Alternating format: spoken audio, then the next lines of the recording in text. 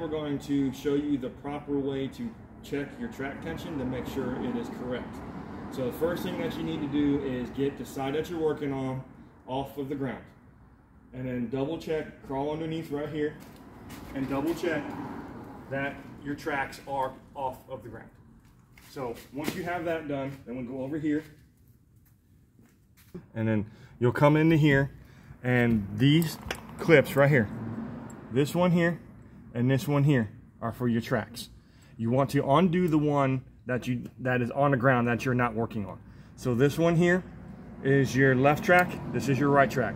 Since we have the right track up off the ground, we're going to undo and pull this plug to disconnect the left track. Yeah. Okay, now that you got your one track disconnected and up off the ground, you're gonna come up here to the front.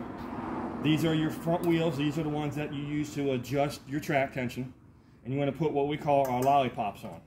And you get these on and get them in place, and you want to put them on both sides, the outside and the inside over here.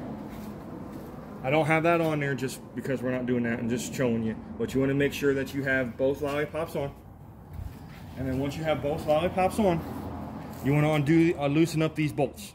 Now don't take them all the way out, just loosen them up enough, that way when you go to turn this nut right here, it'll push your bearing out, or you loosen it up and push it in for your track tension to make sure it's correct. So you want to make sure you do both at the same time and try to make them equal if you can. Okay, now when you get your lollipops adjusted and you think they're at the right spot that you need them to be, your bearings are at, you look and you can see how I have it hanging just a little tiny bit right here. So what you want to do is when you go to measure it, you measure from right here, and you put your little ruler right there, and you pull down just a tad. You don't want to pull down too much, but you want to make sure that it has enough play in here that your measurement comes from the side here, and your track right here is between 35 and 40 millimeters in distance. And that's all that it needs to be right there. You don't want to pull too hard on it. You want to pull just a little bit, so that way it'll come down to where you need it. Okay, now once you get your measurements right, you need to make sure that the inside and the outside of the track tension are exact same measurements between 35 and 40 millimeters.